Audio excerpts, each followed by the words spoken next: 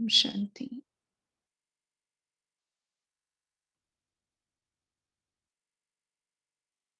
मैं आत्मा आज अपना रूहानी रॉयल स्वरूप देख रही हूँ।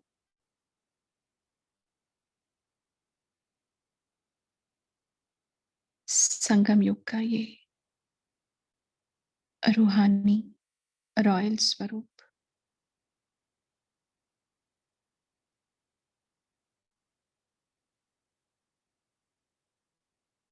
मुझ रूह में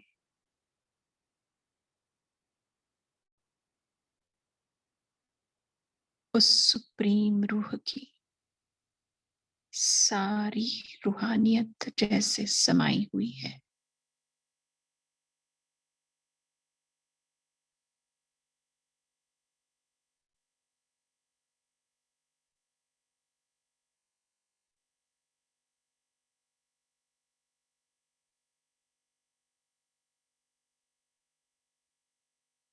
अपनी ही रॉयल्टी को मैं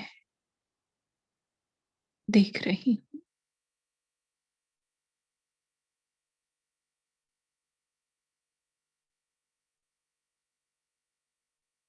इस संगम पर मैं मास्टर शांति का सागर बनी हूँ।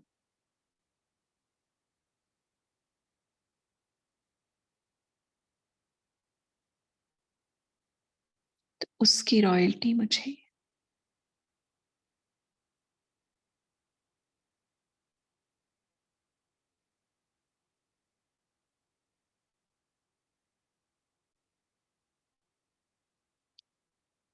सुख शांति के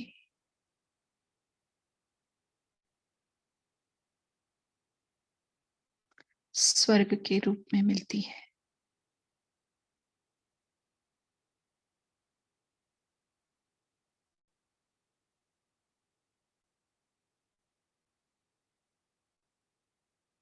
और आधा कल्प मेरे जड़ चित्र के सामने मेरे भगत शांति मांगने, शांति की प्राप्ति करने, सच्ची शांति की अनुभूति करने मेरे मंदिर में आते हैं।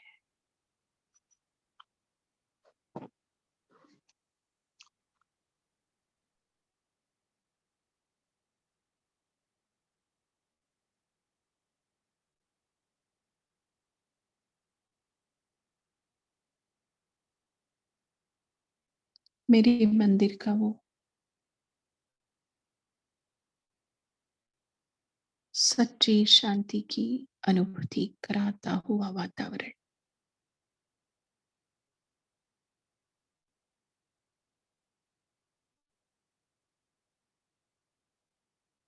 क्योंकि मुझ आत्मा ने संगम पर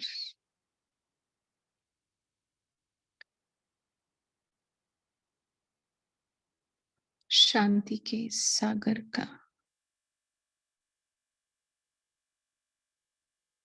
उस ब्रह्मांड की संपूर्ण शांति का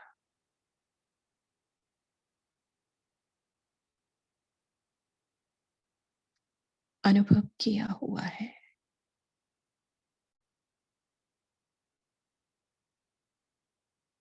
उसी अनुभव की रॉयल्टी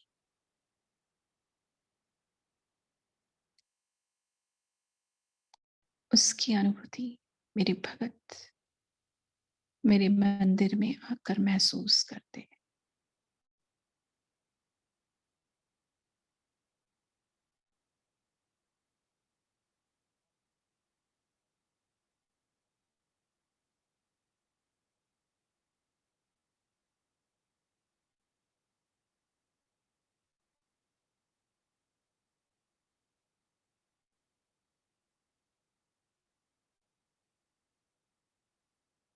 मैं आत्मा संगम पर संपूर्ण पवित्रता को यथार्थ समझकर उसको धारण करती हूँ। वो एवर प्योर पवित्रता का सागर, वो एवर प्योर पवित्रता का सूर्य, उसकी एक एक किरणें मुझ में समाकर, उसकी एक एक लहरों में मैं समाकर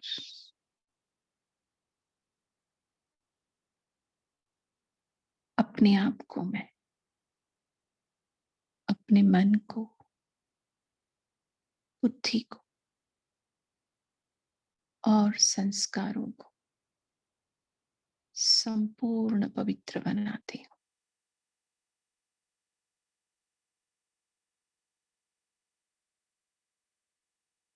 उस पवित्र धाम में, पावन धाम में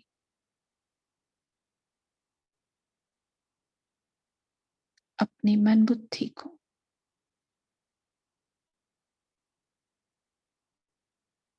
लगाकर पावन बनाती हूँ और उसकी रॉयल्टी मुझे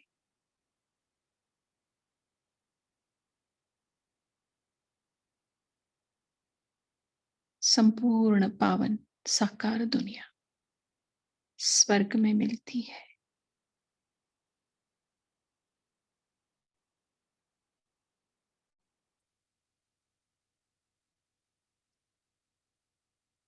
जहां प्रकृति भी पावन,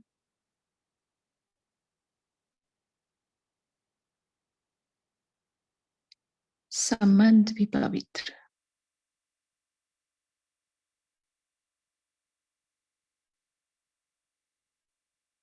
ऐसी पवित्र दुनिया की रॉयल्टी वो मुझे देता है। आधा कल्प में पावन दुनिया की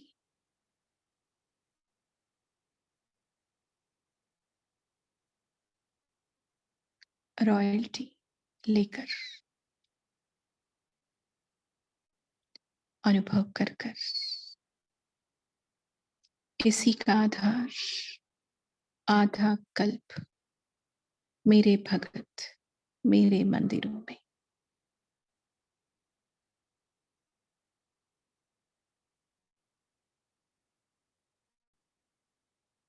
पावन पवित्र बनकर मेरी मूर्ति की, जड़ मूर्त की विधि पूर्वक पूजा करते हैं।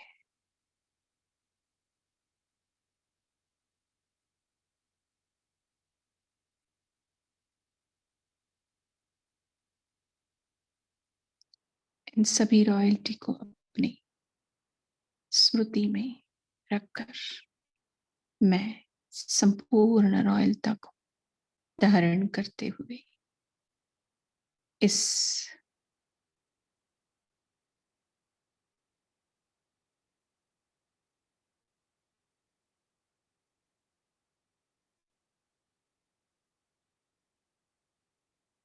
स्मृति में उसके महावाक्य सुनने के लिए संपूर्ण पवित्र मन बुद्धि को एकाग्र कर कर मैं अपने आप को तैयार करती हूँ। ओम शांति।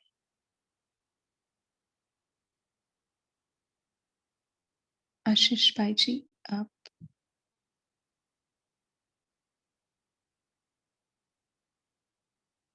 आज मुरली रीड करने वाले हैं।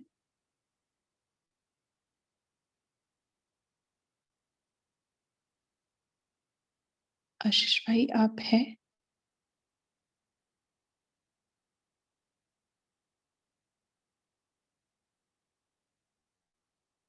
हमारी आवाज आ रही है क्या?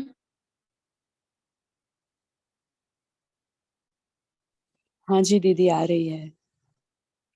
जी जी जी।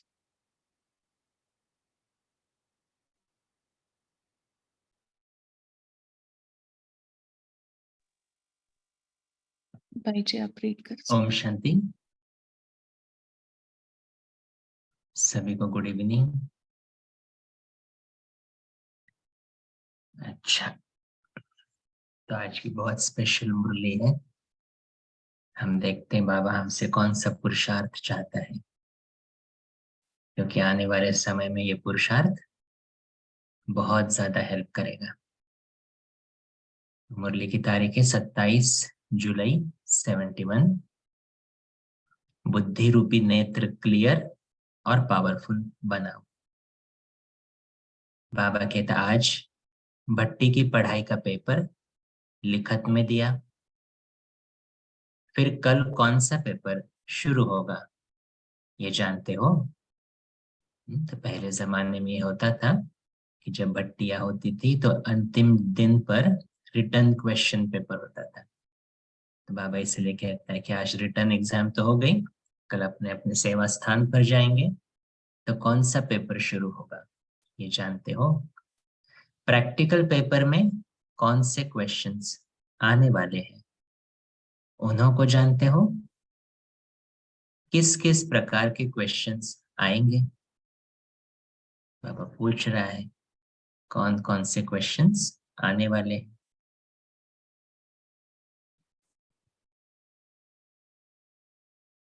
बाबा कहता कल्प पहले क्या क्या हम आत्माओं द्वारा हुआ है वो स्मृति आती है? अभी बाबा ने तो आदि मध्य अंत का ज्ञान दिया है। बाबा कहते कि आपको स्मृति आती है? तो किसी ने कहा हाँ। तो बाबा कहता है जब ये स्मृति आती है तो क्वेश्चंस कौन से आएंगे ये स्मृति नहीं आती है। माया सामना तो करेगी, लेकिन किस किस रूपों में करेगी ये भी जानते हो कि नहीं? मास्टर नॉलेजफुल बनकर जा रहे हो ना, तो मास्टर नॉलेजफुल को तो इन एडवांस सभी मालूम पड़ ही जाता है। देखो बाबा का टाइटल क्या है, नॉलेजफुल, और हम उसके बच्चे मास्टर नॉलेजफुल।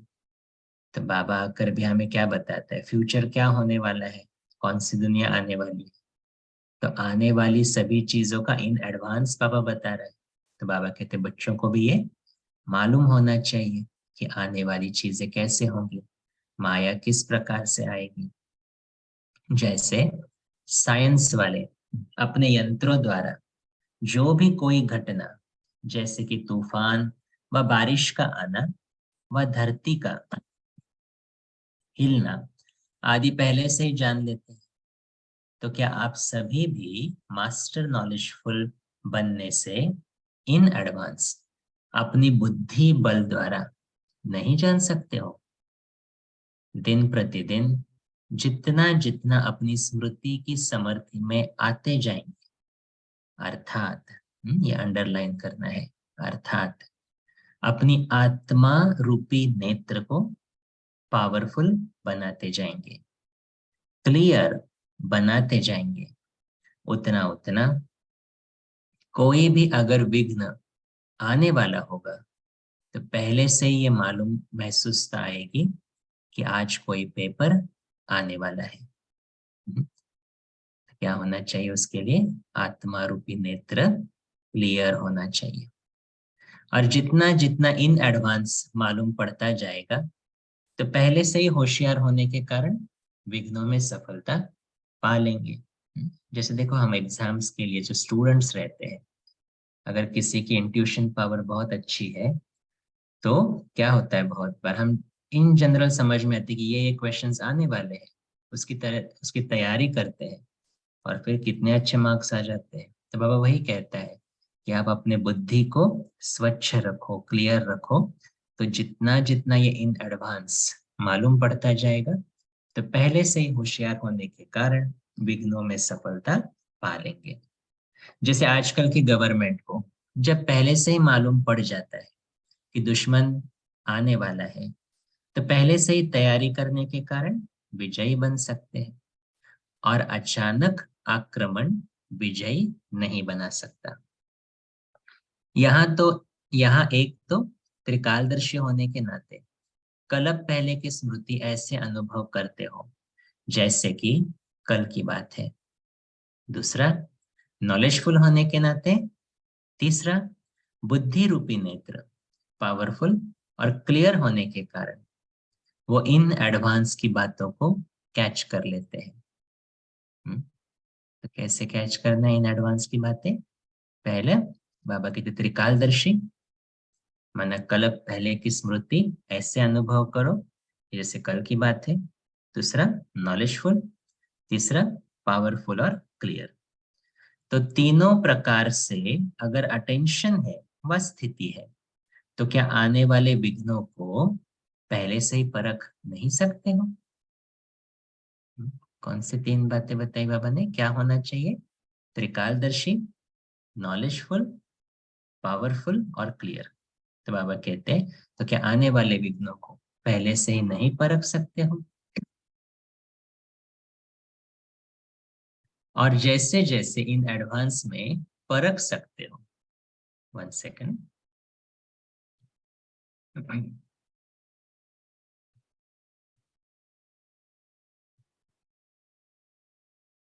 अच्छा,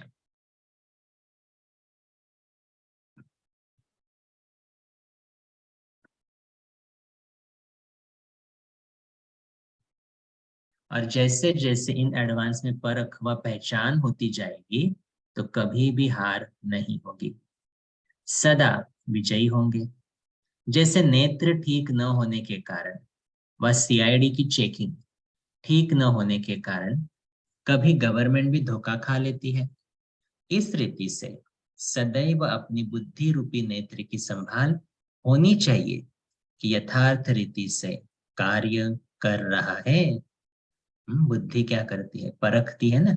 तो अपनी परखने की शक्ति को बाबा कहते हैं टेस्ट करो। जैसे सीआईडी का काम क्या होता है ना, राइट रॉन्ग परखता है, इन्वेस्टिगेट करता है, वैसे ही बाबा उसके साथ कंपेयर कर रहे हैं। तो बाबा कहते हैं ऐसे बुद्धि रूपी नेत्र की संभाल होनी चाहिए, यथार्थ रीति से कार्य कर रहा है। सीआईडी का और क्या अर्थ है? चेकिंग ही सीआईडी है। चेकिंग ही सीआईडी है। चेकिंग रूपी सीआईडी होशियार है तो कभी भी दुश्मन से हार नहीं खा सकते। इसीलिए अब भी प्रयत्न करो कि पहले से ही मालूम रहे। बाबा कहते पहले से ही समझ में आना चाहिए कौन कौन से क्वेश्चंस आने वाले हैं, कौन कौन सी परिस्थितियां। तो ये परखने की बुद्धि, उसकी विधि भी बाबा बता रहे हैं थोड़ी देर में। बाबा कहते जैसे बारिश होने वाली होती है तो प्रकृति पहले से ही सावधानी जरूर देती है। अगर नॉलेजफुल हो तो प्रकृति के विघ्न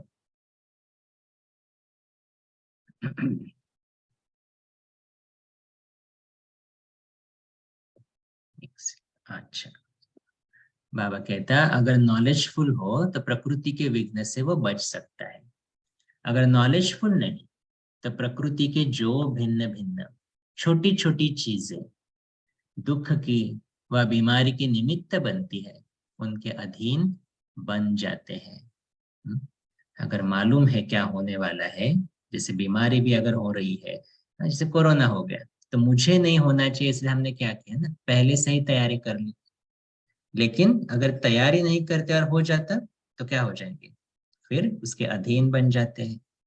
तो बाबा वही पूछ रहे हैं, तो कारण क्या होगा? अधीन बनने का कारण क्या होगा? पहचान व नॉलेज की कमी। तो जैसे जैसे याद की शक्ति अर्थात साइलेंस की शक्ति अपने में भरती जाएगी तो पहले से ही मालूम पड़ेगा कि आज कुछ होने वाला है। विधि बता रहा है बाबा। जैसे आज साकार मुरली में भी सुबह बाबा ने क्या कहा? अपनी याद को बढ़ाते रहो तो क्या बन जाएंगे? सच्चा सच्चा सोना। तो वही बाबा कह रहे हैं, याद को बढ़ाओ, साइलेंस की शक्ति को बढ़ाओ, तो पहले से ही मालूम पड़ेगा कि आज कुछ होने वाला है। और दिन प्रतिदिन जो अनन्य महारथी अटेंशन और चेकिंग में रहते हैं, वो ये अनुभव करते जा रहे हैं। बुखार भी आने वाला होता है तो पहले से ही उसकी निशानियां दिखाई पड़ती है। तो इसमें भी अगर नॉलेजफुल है तो जो पेपर आने वाला है उसकी कोई निशानियां जरूर होती है, लेकिन परखने की शक्ति पावरफुल हो तो कभी हार नहीं हो सकती। 70 आई थिंक 71 72 आई थिंक उसमें बाबा ने एक मुरली चलाई थी, मन के भावों को जानने की विधि। तो उसमें बाबा ने कहा था क्योंकि बहुत सारी आत्माएं हमारे सामने आएंगी जिनके बोल अलग होंगे, भावना अलग होगी, इंटेंशंस अलग होंगे, तो उसको भी परखना कैसे है। तो उसके लिए बाबा ने कहा था मन मना भाव, माना अपने मन को बाबा से कनेक्ट करके वो साइलेंस की शक्ति को बढ़ाओ, तो आने वाला जो पेपर है बाबा कहते वो आप समझ जाओगे। इसलिए बाबा आज भी वही कह रहा है कि जो पेपर जनरली आने वाला है परिस्थितियां, उसकी कोई ना कोई निशानियां होती है, लेकिन उसके लिए मुझे क्या चाहिए, परखने की शक्ति। बाबा कहता है ज्योतिषी भी अपने ज्योतिष की नॉलेज से, ग्रहों की नॉलेज से आने वाली आपदाओं को जानते हैं आपकी नॉलेज के आगे। तो वो नॉलेज कुछ भी नहीं है, तुच्छ कहेंगे। तो जब तुच्छ नॉलेज वाले एडवांस को जान सकते हैं अपनी नॉलेज की पावर से, तो क्या इतनी श्रेष्ठ नॉलेज से मास्टर नॉलेजफुल ये नहीं जान सकते? नहीं जान सकते तो इसका कारण ये है, क्या है कारण? बुद्धि रूपी नेत्र क्लियर नहीं है।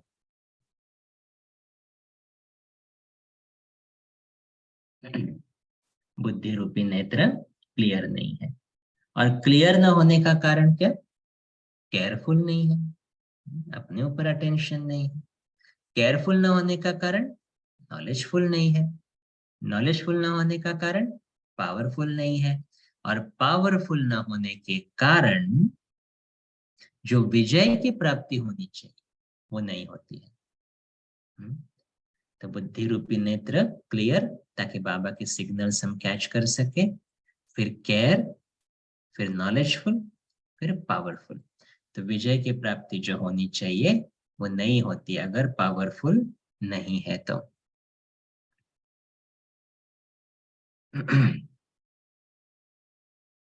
तो अपने नेत्र को क्लियर रखना मुश्किल बात है क्या? इस बारी जो भट्टी में आए हैं वो मधुबन से अर्थात वरदान भूमि से क्या वरदान ले जाएंगे? एक तो अपनी बुद्धि रूपी नेत्र को क्लियर और केयरफुल रखना, और इन एडवांस नॉलेजफुल होकर परखने का वरदान लेकर जाना है, जिससे कभी भी माया से हार नहीं खाएंगे। जिसकी माया से हार नहीं होती उनके ऊपर सुनने वाले और देखने वाले बलिहार जाते हैं। क्या कह रहा है बाबा? तो अगर इन एडवांस परख लिया हमने माया को तो क्या हो जाएगा, उससे हार नहीं खाएंगे। हार नहीं खाएंगे, परिस्थिति में स्टेबल रहेंगे, तो सुनने वाले देखने वाले महिमा करेंगे, बलिहार जाएंगे। तो प्रवृत्ति में रहते आपके ऊपर आपके समीप वाले दूर वाले बलिहार जाए, उसकी युक्ति ये है कि बार बार हार न हो। जब बार बार हार खा लेते हो तो खाने वाले के ऊपर बलिहार कैसे जाएंगे? वो लोग भी क्या कहेंगे, आप इतना सुनते हो, इतना योग करते हो, फिर भी देखो हर वक्त मूड ऑफ होता है आपका। तो ये बार बार क्या है, हार खाने वाले, तो उसके ऊपर बलिहार कैसे जाएंगे? इसीलिए सभी को अपने ऊपर अर्थात बाप के ऊपर बलिहार बनाने के लिए कभी हार नहीं खाना। हार पहनने के योग्य बनना है, न कि हार खानी है। तो अगर बलिहार जाएंगे कोई मेरे ऊपर तो पूछेंगे ना आप ऐसे कैसे बने, तो अपने ऊपर अर्थात बाप के ऊपर तो हम बाबा का परिचय दे सकते हैं कि बनाने वाला ऐसा कौन है। इसलिए बाबा कहता हार पहनने के योग्य बनना है, न कि हार खानी है। तो ये है प्रवृत्ति में रहने वाले पांडवों के लिए विशेष रूप की शिक्षा। जब अपने प्रवृत्ति में जाते हो तो प्रवृत्ति को प्रवृत्ति ही समझेंगे व और कुछ समझेंगे।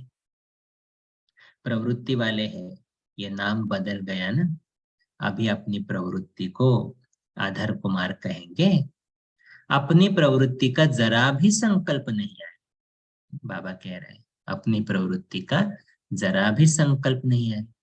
तो किसी ने कहा ऐसा ख्याल आने का सवाल ही नहीं पैदा होता। तो बाबा कहता है सवाल तो पैदा होता है लेकिन ख्याल पैदा न हो ऐसे कहो। हम प्रवृत्ति मार्ग वाले हैं। ये रजिस्टर आज से अपना बंद करके और नया रजिस्टर सेवाधारी का रखा है, ऐसे समझे।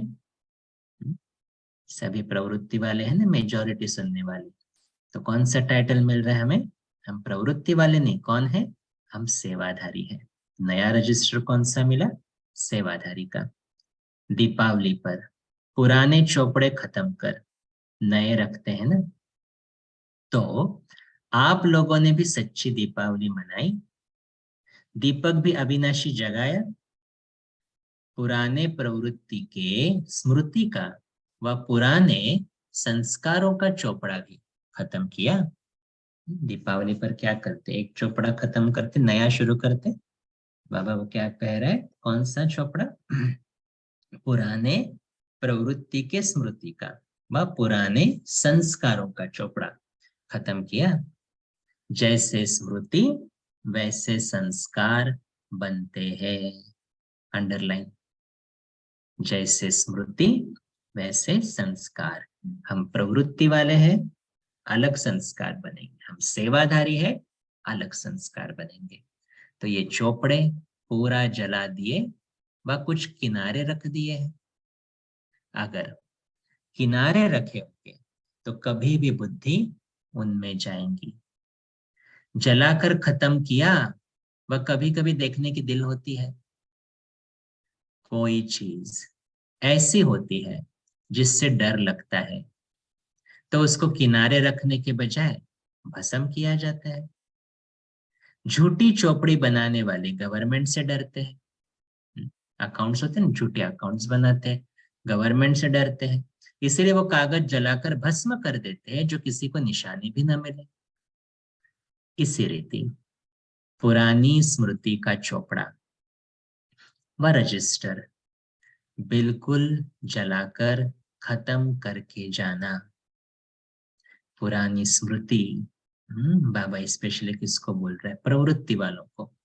हाँ, कि ये प्रवृत्ति माना क्या? परवृत्ति है ना। तो परवृत्ति के अधीन तो हमें नहीं होना है।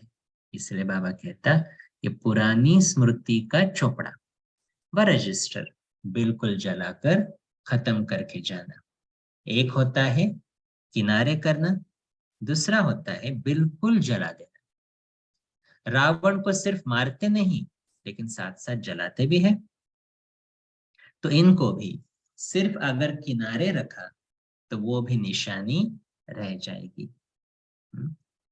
बाबा कहते बुद्धि में कहीं ना कहीं कोने पर अभी भी अटके हुए प्रवृत्ति में, तो बाबा कहते क्या होगा? वो भी निशानी रह जाएगी। पुराने रजिस्टर की छोटी सी टुकड़ी से भी पकड़ जाएंगे। तेज है, उनकी कैचिंग पावर कोई कम नहीं है। बहुत बार हमें ऐसा लगता है ना कि अरे हमने तो ये पूरा निकाल दिया, ये विकार है, ये जो कमजोरी है पूरी तरह से निकल गई। लेकिन अचानक ऐसी परिस्थिति आती है और वही कमजोरी फिर से इमर्ज हो जाती है, क्योंकि कहीं ना कहीं अंदर बाबा कह रहे हैं ट्रेसेस रह गए हैं और माया उस ट्रेस को ही पकड़ती है, उस अंश को पकड़ती है। इसलिए बाबा कहते हैं उनकी कैचिंग पावर कोई कम नहीं। जैसे गवर्नमेंट ऑफिसर्स को जरा भी कुछ प्राप्त होता है तो उसी पर वो पकड़ लेते हैं। जरा निशानी भी किनारे कर दी तो माया किसी न किसी रीति से पकड़ लेगी। इसीलिए जलाकर ही जाना। सुनाया था ना, कुमारों में जेब खर्च का संस्कार होता है। कुमारों की भट्टी में जब बाबा आया था, बाबा ने कहा था कि जेब खर्च मना थोड़ा सा बाजू में रख देते, पॉकेट मनी। वैसे प्रवृत्ति मार्ग वालों में भी विशेष संस्कार होता है, कुछ न कुछ आई वेल के लिए किनारे रखना। चाहे कितना भी लखपति क्यों ना हो, कितना भी स्नेही क्यों ना हो, लेकिन फिर भी ये संस्कार होते हैं। अब ये संस्कार यहाँ भी पुरुषार्थ रूप में विघ्न रूप होते हैं। पुरुषार्थ में विघ्न रूप होते हैं।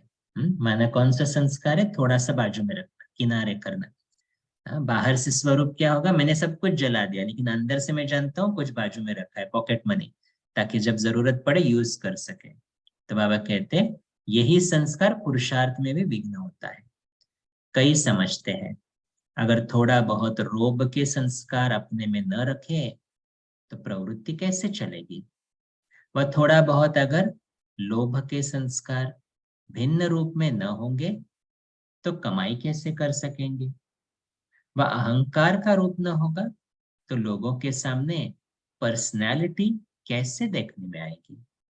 ऐसे ऐसे कार्य के लिए अर्थात आई वेल के लिए थोड़ा बहुत पुराने संस्कारों का खजाना जो है उनको छिपा कर रखते हैं। हम सभी चेक करें ऐसे अभी कि क्या ऐसा कोई संस्कार हमने छिपा कर रखा है। क्या अभी हमें ऐसा लगता है नहीं नहीं ये कमजोरी है लेकिन इसकी जरूरत भी है। हाँ, तो होपफुली बाबा के अभी तो बच्चे जो सुन रहे हैं वो ऐसे नहीं होंगे, लेकिन बाबा वो बोल रहा है जिस तरह जब बाबा बोल रहा है माना कोई ना कोई तो ये डेफिनेटली करता है ना। और बहुत बार हम उसके अनअवेयर रहते हैं, अवेयरनेस नहीं रहता कि मैंने बाजू में कुछ रखा है। जब माया आती है तो समझ में आता है कि अरे अभी तक वो संस्कार गया नहीं। और इसलिए बाबा कहता है कि ये चेक करो कि क्या आई बेल के लिए ऐसा कुछ पुराने संस्कारों का खजाना रखा है। तो ये संस्कार ही धोखा देते हैं। ये कोई पर्सनैलिटी नहीं, वह इस पुराने संस्कारों का रूप प्रवृत्ति को पालन करने का साधन नहीं। पुराने संस्कारों का लोभ रॉयल रूप में होता है, लेकिन लोभ का अंश। समझो प्रवृत्ति वाले व्यवहार में जाते हो। अभी देखो सभी बहुत सुंदर बात बाबा कह रहे हैं। समझो प्रवृत्ति वाले व्यवहार में जाते हो तो जहां देखेंगे थोड़ा बहुत ज्यादा प्राप्ति होती है तो उस प्राप्ति के पीछे इतना लग जाएंगे जो इस ईश्वरीय कमाई को कम कर देंगे। जॉब में बहुत बार आते हैं ना, आत्माएं आती है, क्लासेस करती है, कोर्स करती है। क्यों? जॉब में सफलता चाहिए। जब जॉब में सफलता मिलती है, कमाई अच्छी होने लगती है तो पहली चीज क्या छूटती है, अभी हम मुरली के लिए नहीं आ सकते हैं। अमृत वेला उठना तो आउट ऑफ क्वेश्चन है, रात तक काम करना पड़ता है। तो क्या कर रहे हैं हम लोग, वो कमाई कर रहे हैं लेकिन ईश्वरीय कमाई कम कर दी है। तो बाबा कहता ये कौन सा अंश हुआ फिर, लोभ का अंश। तो बाबा कहता इस तरफ अटेंशन कम कर, उस तरफ की प्राप्ति तरफ ज्यादा अटेंशन गया तो क्या ये लोभ का अंश नहीं है। दादी जानकी को कोई पूछता था ना ऐसे, दादी ऐसे ऐसे जॉब करना है तो करूं, तो दादी जानकी हमेशा कहती थी अगर आपकी इस जॉब की वजह से अमृत वेला मिस हो रही है, मुरली मिस हो रही है, सेवा कम हो रही है तो बिल्कुल नहीं करना है। बैलेंस है ना हमारे लिए, क्या है, दोनों चीजों का बैलेंस है। तो बाबा वही कहता इस रीति जो आई वेल के लिए पुराने संस्कारों की प्रॉपर्टी को अर्थात खजाने से थोड़ा बहुत किनारे कर रखते हैं समय पर यूज करने के लिए, लेकिन ये संस्कार भी खत्म करना है। ऐसी चेकिंग करनी चाहिए। क्या कह रहे हैं बाबा, ऐसी चेकिंग करनी चाहिए जो जरा भी कहां कोने में कोई ऐसे पुराने संस्कार रहे हुए तो नहीं है। यही होमवर्क लेंगे आज हम, क्योंकि लास्ट में होमवर्क लेते हैं ना, तो वही चेकिंग करेंगे कि क्या हमने ऐसे पुराने संस्कार कहीं ना कहीं छिपा कर रखे हैं कि आई वेल में काम आए। ऐसा कहते हैं हम लोग, ऑफिस में जाएंगे तो ये संस्कार वहां यूज करना पड़ता है, घर में बच्चों के साथ ये संस्कार यूज करना पड़ता है। तो बाबा कहता है ऐसी चेकिंग करनी चाहिए जो जरा भी कहां कोने में ऐसे पुराने संस्कार रहे हुए तो नहीं है। मोह भी होता है, प्रवृत्ति की तरफ ज्यादा अटेंशन जाए, ये भी रॉयल रूप में मोह का अंश है। ये बेहद की प्रवृत्ति तो 21 जन्म साथ चलती है, और वो प्रवृत्ति लौकिक प्रवृत्ति कर्म बंधन को चुकतू करने की प्रवृत्ति। देखो डिफरेंस बता रहा है बाबा। अलौकिक प्रवृत्ति, बाबा का ज्ञान, बाबा का परिवार, बाबा की सेवा, 21 जन्म साथ चलेगी उससे प्राप्ति। और वो वाले प्रवृत्ति क्या है? कर्म बंधन को चुक्त करने की। और इंटरेस्टिंग पॉइंट, अगर उस प्रवृत्ति में ज्यादा ध्यान देंगे कर्म बंधन वाले, तो और कर्म बंधन बढ़ते जाते हैं। इसलिए बाबा देखो क्या कह रहा है, तो चुक्तु करने वाले प्रवृत्ति के तरफ ज्यादा अटेंशन देते और इस तरफ कम अटेंशन देते, तो ये मोह ममता का रॉयल रूप नहीं हुआ। क्यों नहीं आए क्लास में? घर में ये प्रॉब्लम थी, बच्चों को संभालना था, पोतरे दोतरे थे, लिस्ट बहुत बड़ी। तो बाबा कहते कहाँ पर अटेंशन जा रहा है बार बार? उस वाली प्रवृत्ति में। तो क्या ये मोह ममता का रॉयल रूप नहीं हुआ? तो ये अंश वृद्धि को पाते पाते विघ्न रूप बन विजयी बनने में हार खिला देते हैं। इसीलिए प्रवृत्ति वाले भल मोटे रूप में महादानी महाज्ञानी भी बने, लेकिन ये किनारे किए हुए विकारों के वंश के अंश भी खत्म करना है, ये भी अटेंशन रखना है। ऐसे नहीं कि कोर्स मिला और पास हुए, नहीं, अभी इसमें भी पास होना है। बिल्कुल जरा भी किसी भी कोने में पुराने खजाने की निशानी न हो। इसको कहा जाता है मर्जीवा व सर्वंश त्यागी व सर्व समर्पण व ट्रस्टी व यज्ञ के स्नेही व सहयोगी। क्या कह रहा है बाबा? बाबा कहते किसी भी कोने में पुराने खजाने की निशानी ना हो, इसको कहा जाता है मर्जीवा व सर्वंश त्यागी व सर्व समर्पण व ट्रस्टी व यज्ञ के स्नेही व सहयोगी।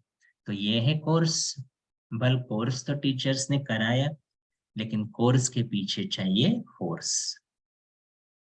सिर्फ कोर्स कर जाते हो तो कोर्स यहां तक ठीक रहता है, लेकिन फिर पेपर देने के टाइम कोर्स भूल जाता है। कोर्स के साथ में फोर्स भी भरकर जाएंगे तो कोर्स फोर्स सक्सेस करेगा, कभी फेल नहीं होंगे। तो कोर्स तो लिया, लेकिन उसमें वो नशा जो चाहिए, वो ताकत जो चाहिए, वो फोर्स बाबा कहते वो भी भरना है, तो कभी फेल नहीं होंगे। तो ये फोर्स भर कर जाना, तब सदा विजयी बन सकेंगे। जरा भी निशानी न रहे, निशानी होने के कारण ही बुद्धि का निशाना नहीं लग सकता है। बाबा कहते निशानी होने के कारण ही कोई ना कोई निशानी पड़ी है ना पुराने संस्कारों की, स्वभाव की। तो बाबा कहते तो बुद्धि का निशाना नहीं लग सकता है, ऐसा ऊंचा पेपर देना है। छोटे छोटे पेपर से पास होना बड़ी बात नहीं, लेकिन सूक्ष्म महीन पेपर से पास होना, यह है पास विद ऑनर की निशानी। तो अब समझा कि क्या करना है? अपनी पुरानी चोपड़ी पूरी जलाकर जाना। इतना फोर्स भरे ये भी बहुत है। जैसे कपड़े धुलाई के बाद प्रेस न हो तो कपड़े में चमक नहीं आती, तो ये भी कोर्स के बाद अगर फोर्स नहीं भरता है तो चमत्कारी बन चमत्कार नहीं दिखा सकते। तो अब चमत्कारी बनकर जाना, जो दूर से ही आपकी ईश्वरीय चमक आकर्षित करे। सभी से ज्यादा अपनी तरफ आकर्षित करने वाली चीज कौन सी होती है? जो दूर से ही न चाहते भी अपनी तरफ आकर्षित करती है। तो किसी ने कहा चमक। चमक किससे आती है? चमक किससे आती है? आपकी प्रदर्शनियों में भी सभी से ज्यादा कौन सी चीज आकर्षित करती है? एक तो लाइट अपनी तरफ आकर्षित करती है, दूसरी माइट अपनी तरफ आकर्षित करती है। फिर उसमें कोई भी माइट हो, अपने में ईश्वरीय लाइट व अपने में ट्रांसफर होने की माइट हो तो भी आकर्षित करते हो। तो जो अपने को ट्रांसफर नहीं कर सकते, तो ट्रांसफर करने की लाइट और माइंड अपने में धारण करने से हर आत्मा को अपनी तरफ आकर्षित कर सकेंगे। अच्छा, ओम शांति। अच्छा, तो अभी थोड़ा साइलेंस में बैठेंगे 1 मिनट एंड देन ग्रुप्स में डिवाइड होंगे। ओम शांति।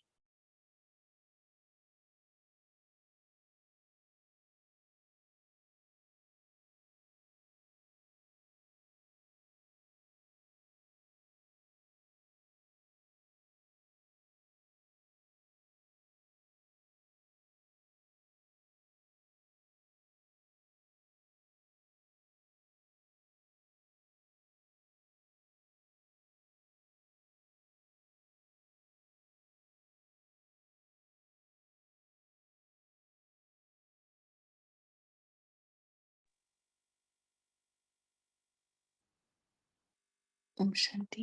थैंक यू आशीष भाई जी। ड्रामा अनुसार आप एक कुमार है और जो अजतादी ने बाबा ने जो कुमारों के लिए कहा, तो प्रैक्टिकल तरीके से आपने समझा है, शुक्रिया। और जनरली हम जब होते हैं तो ग्रुप में नहीं करते हैं, क्योंकि अच्छा, हमें ब्रेकआउट रूम्स नहीं आता है, तो बस ऐसे ही सारे डिस्कस करेंगे कौन सा पॉइंट क्या बोला बाबा ने। ओके ओके, तो शेयर कर सकते हैं। तो बाबा ने भी एक चीज कही थी कि जेब खर्च के लिए रखते हैं। तो ये जनरली संस्कार रहता है ना कि जो कमाया थोड़ा मुझे अपने लिए रखना है। तो ये मेजॉरिटी में रहता है संस्कार। बाबा ने स्पेशली कुमारों का उदाहरण दिया है उसमें, तो कुमारों में भी तो रहता ही है जो भी मैं कमाऊं थोड़ा अपने लिए, अपने पॉकेट मनी के लिए रख दूं ताकि कभी भी उसको यूज कर सके। लेकिन ये सिंपल स्थूल संस्कार भी हमारा सूक्ष्म में कैसे ट्रांसफर होता है वो बाबा आज बता रहा है कि जैसे कुछ बाजू में रखने की आदत पड़ी है, तो वैसे ही हमारे कोई ना कोई गुस्से के संस्कार है या ईगो का संस्कार है, वो हम कभी ना कभी बाजू में रखते हैं, जिसको कहेंगे हम जस्टिफाई करते हैं। बहुत बार किसी को बोलो ना, अरे ऐसी बात नहीं करनी चाहिए, तो वो क्या कहेंगे, अरे नहीं ऐसे बात नहीं करेंगे तो काम कैसे होगा। माना क्या, मैंने उसको जस्टिफाई किया, माना मैंने वो संस्कार बाजू में रखा था ताकि ये जब समय आए तो इसको मैं यूज कर सकूं। तो बाबा ये स्थूल संस्कार कैसे सूक्ष्म में ट्रांसफर होता है। हमें लगता है अरे पॉकेट मनी तो रख रहे हैं ना, उसमें क्या, लेकिन इसमें भी बाबा कह रहा है कि कैसे सूक्ष्म में वो ट्रांसफर होता है और फिर हम कैसे अपने पुराने संस्कारों को किनारे रखते हैं और समय आने पर उसको यूज करते हैं। वो बाबा ने आज रिलेशन कोऑर्डिनेशन बताया। ठीक है, तो अभी थोड़ा बहुत शेयर करेंगे। आई थिंक अनम्यूट कर सकते हैं, राइट? ओम शांति। अच्छा, ओम शांति। और मुझे बहुत अच्छा ये पॉइंट लगा कि प्रवृत्ति की तरफ ज्यादा मोह, ये भी लोभ है। तो आज हमें बहुत अपनी चेकिंग करनी है, क्योंकि अलौकिक प्रवृत्ति से तो हमें 21 जन्म की प्राप्ति मिलती है, पर जो हमारा प्रवृत्ति में हम चलते हैं वो तो हमारा कर्म बंधन है। और हम जितना इसमें मोह रखते हैं उतना हम अपने कर्म बंधन और बढ़ाते जाते हैं। तो आज इसकी हमें बहुत चेकिंग करनी है कि हमें कहाँ तक प्रवृत्ति में एक लिमिट तक चलना है और उसके बाद हमें उसको मोड़ लेना है। बहुत अच्छा, बहुत अच्छा। ओम शांति। ओम शांति भाई जी। तो जो हमारे पुराने संस्कार है उसको हमें पूरा जला देना है, किनारे नहीं रखना है।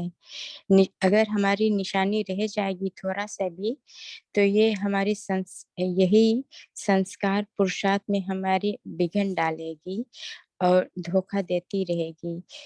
तो जब पुराने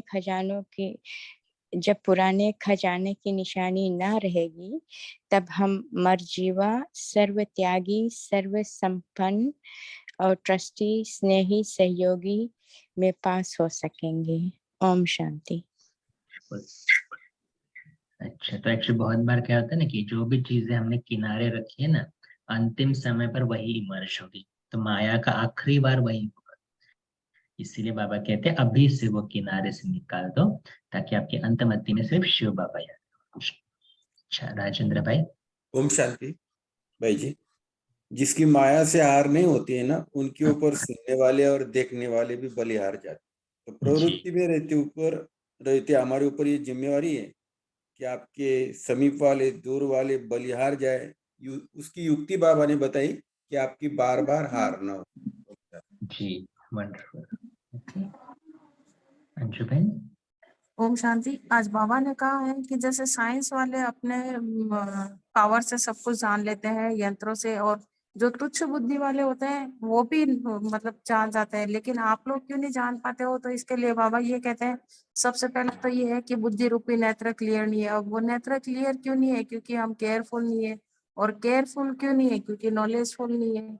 और नॉलेजफुल इसलिए नहीं है कि पावरफुल नहीं है। तो सबसे बड़ा बाबा ये कहते हैं कि पावरफुल नहीं होते हैं तो विजय नहीं होती है। तो जब तक हम पावरफुल नहीं बनेंगे तो हमारी विजय नहीं होगी। तो अगर अपना बुद्धि रूपी नेत्र है उसको हमेशा हमें क्लियर और केयरफुल रखना है, जिससे इन एडवांस नॉलेजफुल होकर हमें परखने की शक्ति और उसका वरदान लेकर जाना है। और एक बड़ा आज बाबा ने कहा है कि जो ये प्रवृत्ति मार्ग वाला है, इस रजिस्टर को बंद करके आज से बाबा ने नया नाम दिया है कि ये सेवाधारी रजिस्टर, ये नया रजिस्टर खोलना है। ओम शांति। वंडरफुल। तो तेजल बहन ने वो मुरली का डेट भेजा है सबको, 18 अप्रैल 71, मन के भावों को जानने की विधि। जो बाबा आज कह रहा था ना, आने वाली परिस्थितियों को पहले से ही जानना है, उसके लिए साइलेंस की शक्ति को अपने में बढ़ाना है। तो एक चीज सिर्फ क्लियर करते हैं कि बाबा ने कहा आप केयरफुल नहीं रहते हो ना, और इसीलिए क्या बुद्धि क्लियर नहीं रहती है। तो बुद्धि क्लियर नहीं रहती क्योंकि आप केयरफुल नहीं रहते हो। तो सारा दिन में हम अपने बुद्धि को कैसे यूज कर रहे हैं, कौन सी इंफॉर्मेशन उसमें डाल रहे हैं, ये बाबा उसको कह रहे हैं कि अगर आप केयरफुल रहोगे तो बुद्धि हमेशा स्वच्छ रहेगी। ज्ञान के अनुसार हर चीज करोगे तो बाबा कहते हैं बुद्धि हमेशा स्वच्छ रहेगी। लेकिन हम क्या कहते हैं ना कि जिसको बाबा कहते हैं अलबेलापन। तो जब बहुत बार जब अलबेलापन आता है तो बुद्धि में बहुत सारा कूड़ा कचरा भर जाता है, फिर परखना बहुत डिफिकल्ट हो जाता है, क्योंकि हमने बहुत सारे ऐसे पर्सपेक्टिव अंदर पकड़ के रखे हर एक व्यक्ति के बारे में। तो जब तक वो स्वच्छ नहीं करेंगे हम एक्चुअली उसको नहीं देख सकते, उसके ओरिजिनल स्वरूप को परख नहीं सकते हैं। तो ये बाबा ने कहा कि केयरफुल रहो। तो क्लियर रहने के लिए केयरफुल की जरूरत है। अच्छा, और कोई शेयर करना चाहते हैं पॉइंट्स? ओम शांति। बाबा ने आज अंश और वंश इसका भी जिक्र किया है। पुराने संस्कारों का अंश नहीं रहना चाहिए। यदि वो हमारे अंदर रहेगा तो उसका वंश बढ़ते जाएगा। इसलिए सदा हमेशा बाबा की याद में रहो और बाबा के मार्ग, बाबा ने जो मार्ग बताया है, बाबा ने जो हमको शिक्षा दी है, उसका अनुसार हमें पालन करना होगा। ओम शांति। वंडरफुल। ओके, अच्छा। ओम शांति। इसी में जो भाई जी ने पॉइंट कहा, अभी इसी में आगे बाबा ने कहा कि रावण की भांति जैसे रावण को जलाते हैं, उसी भांति इन संस्कारों के अंश तक को जला देना है, नहीं तो कहीं ना कुछ जरा भी कुछ बचा तो वो ही बाद में आकर के हमको धोखा दे जाता है। तो ये जो बहुत सूक्ष्म चेकिंग है, ये जो माइन्यूटली, तो उसके लिए हर समय अपने आप को शांति में रख के मंथन करके चिंतन करना होगा। और ज्यादा व्यक्त भाव में आ जाएंगे फिर ये बात मिस हो जाती है। फिर बाद में वो समझ में आता है कि ओ, ये तो मेरा अहंकार था, ये जो इस तरह से ये बात निकल गई या क्या हो गया। तो लोभ में नहीं आना और अपने संस्कारों की एक एक मिनट पे और जो चिंतन चल रहा है उसकी चेकिंग करते रहना, तो उससे ये आसान हो जाएगा उस स्टेज तक पहुंचना कि कभी भी कोई बात में हम माया से किसी तरह से, बिना अहंकार से, उसके भिन्न भिन्न रूपों से कभी भी धोखा नहीं खाएंगे। ओम शांति। वंडरफुल। तो एक मुरली है 22 जनवरी 1982 की, उसमें बाबा ने एक्चुअली उसके रावण के अंश क्या होते हैं, उसके वंश क्या होते हैं, क्लियरली बताया है। तो हर एक विकार को हम स्थूल रूप से तो देख सकते हैं ना, काम विकार क्या होता है, क्रोध क्या होता है, ये सब हम देख सकते हैं, लेकिन उसके अंश क्या होते हैं, क्योंकि जलाना है ना, तो उसके अंश को मालूम होना बहुत जरूरी है। तो जैसे एक सिंपल एग्जांपल मैं देता हूँ। बाबा कहते हैं उस मुरली में कि क्रोध का अंश क्या होता है। कौन सी मुरली है? क्रोध। 22 जनवरी 1982। 22 जनवरी 1982। Okay. Okay, thank you so much. तो बाबा ने उसमें कहा, एक सिंपल एग्जांपल देता हूँ, क्रोध का अंश होता है किनारा करना। हम बहुत बार कितना इजीली बोल देते हैं ना, अरे उसकी और मेरी बनती नहीं ना, तो वहां न जाने से अच्छा है मैं अपनी स्थिति को क्यों बिगाड़ दूं। बाबा कहते हैं ये घृणा भाव का अंश है जो क्रोध का अंश है। तो ऐसे हर एक विकार का अंश उसमें बाबा ने बताया है। तो आई थिंक वो आने वाले समय में तो हम पढ़ेंगे वो मुरली। लेकिन बाबा कहते, जैसे आज बाबा ने कहा अंश को भी जलाना है, तो ये अंश मालूम होंगे तो हम चेकिंग करेंगे, और चेकिंग होगी तो उसको जला सकेंगे। इसीलिए मैंने शेयर किया पॉइंट। वंडरफुल भाई जी, थैंक यू। ओम शांति। कौन सा डेट बताया आपने, प्लीज बताइए ना। वो चैट बॉक्स में आया है 22 जनवरी 1982 जी। Okay, thank you. अच्छा, और कोई? ओम शांति भाई जी। ओम पापा शांति। इसमें आगे कहे कि कोर्स जो करके जाते हो तो कोर्स के लिए कोर्स के साथ साथ फोर्स भी हमारा होना चाहिए, यानी दृढ़ता के साथ हमें उसे अप्लाई करेंगे तभी कभी फेल नहीं होंगे। तो यह फोर्स भरकर जाना और तभी सदा विजयी बन सकेंगे। तो बाबा आगे कहते हैं कि ये छोटे छोटे पेपर में पास होना बड़ी बात नहीं है, लेकिन सूक्ष्म महीन पेपर में पास होना यही है पास विद ऑनर की निशानी। Wonderful, yes. तो इसी वक्त तो समझ में आता है ना कि जब हमारा देखो अचानक कोई संस्कार इमर्ज होता है तो समझ में आता है, अरे ये अभी भी है, अभी तक नहीं गया, तो माना कहीं ना कहीं किनारे छुप कर बैठा था या छुप कर रखा था। तो यू नेवर नो। तो ये बहुत वंडरफुल बात है, हमारी चेकिंग अभी और बढ़ानी है। अच्छा, दीप्ति बहन। जी, मेरे अनुभव से जब पुराने संस्कार आते हैं तो मन बुद्धि को क्रॉस करके सीधे एक्शन हो जाता है। मन बुद्धि के लेवल पे ही नहीं आता कि हम निर्णय लें या कुछ सोचें या उसका करें, मंथन करें, वो इमीडिएटली। तो पुराने संस्कारों पे वर्क करना बहुत जरूरी है। वो कौन सी चीज है जो हमारे ट्रिगर पॉइंट्स हैं और वो क्यों ट्रिगर हमारे हो रहे हैं। इसीलिए बाबा ओम शांति, इसीलिए बाबा बहुत काल का अभ्यास ये इस पे एम्फसाइज करते हैं, ये बहुत जरूरी है। ओम जी शांति। जी जी, बिल्कुल ठीक बात। तो इवन इफ अगर इमर्ज हो गया, ट्रिगर हो गया कोई संस्कार, तो बाद में बैठकर रिफ्लेक्ट करना बहुत जरूरी है। क्योंकि ये ट्रिगर क्यों होता है, देखो मन की लेवल पर आता है, वो बुद्धि में नहीं जाता है। क्योंकि बाबा कहते हैं आपने आदत क्या बनाई है 25 वर्ष से, अपने विवेक को मारने की आदत बनाई।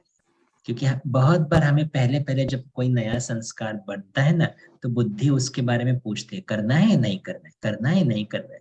तो बहुत बार हम बुद्धि को इग्नोर करके, भले उसने आंसर दिया हो, फिर भी हम एक्शन में आते, तो बुद्धि बोलना बंद कर देती है। और इसीलिए अभी हमारी आदत क्या हुई है कि ट्रिगर पॉइंट आया और इमर्ज हो गया, एक्शन में आ जाता है, क्योंकि बुद्धि ने बोलना बंद किया है। तो बुद्धि को भी बोलना शुरू करना पड़ेगा ना। तो सेल्फ रिफ्लेक्शन बहुत जरूरी होता है इसमें। आज मेरे से क्या गलती हुई, उसके ऊपर रिफ्लेक्ट करना, बाबा को बताना, बाबा से शक्ति लेना। जी, ये बहुत अच्छा पॉइंट है कि बाबा को बताना। जी जी, यस, थैंक यू। ओम शांति। ओके, और किसी ने अनम्यूट किया था आई थिंक। ओम शांति भाई। अच्छा, बोलिए। बाबा पहले हमारा पुरानो संस्कार स्वभाव जुगोंग से भस्म करना है, देन बाबा श्रीमत अनुযায়ী আমাদের চলনা है, এগিয়ে जाना है, तो আমাদের विजय होगी। ओम शांति। ओके, अच्छा, और कोई?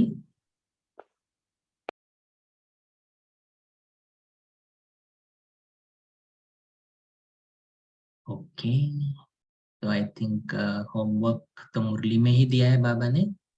बाबा कहते हैं ऐसी चेकिंग करो कि कहाँ कोने में कोई ऐसे पुराने संस्कार रहे हुए तो नहीं है। तो हम देखेंगे पिछले एक हफ्ते में कौन कौन सी बातों से ट्रिगर हुए, कौन से संस्कार ट्रिगर हुए, तो कहाँ पर रखे हैं। एक बॉटल आपकी लेके आना। अच्छा, तो बाबा कहता है ऐसे संस्कारों को आप चेक करो, कौन कौन से पुराने संस्कार रहे हुए हैं, ताकि फिर हम उसके ऊपर वर्क कर सकें। तो मुरली में प्रश्न पूछा है ना बाबा ने, वही उसकी चेकिंग आज हम करेंगे।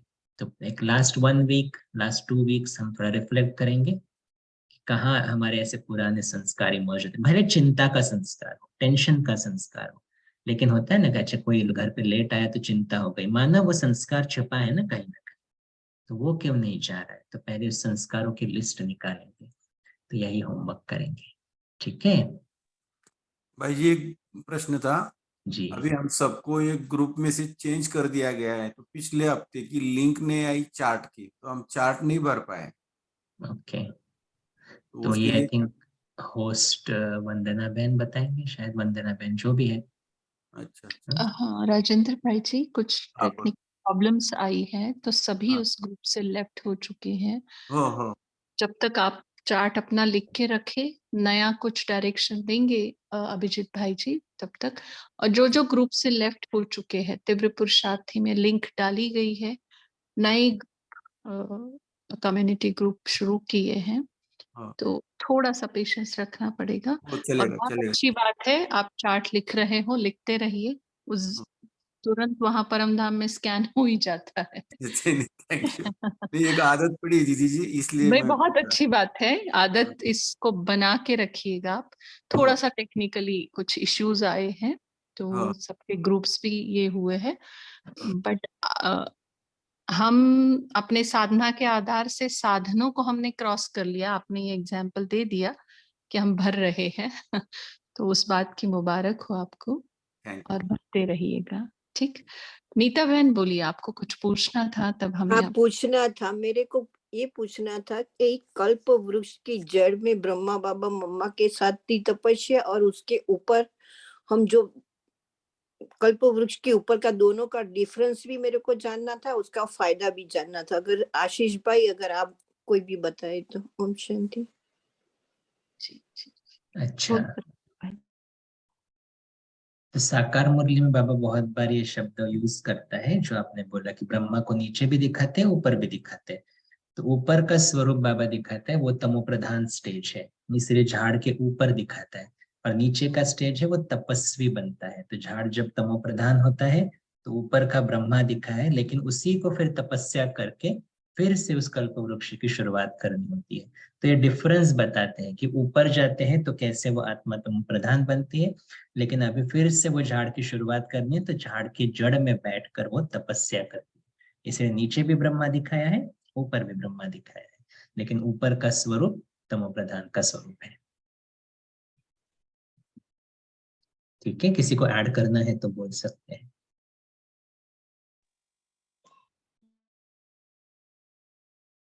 अच्छा, तो क्या करें अभी वंदना बहन, अभी 1 मिनट साइलेंस योग। हाँ, आप योग करा दीजिए 1 मिनट, फिर उसके बाद मीटिंग एंड कर देंगे। ओके, सिर्फ म्यूजिक लगाएंगे अभी, बाबा का चित्र और म्यूजिक। ओम शांति।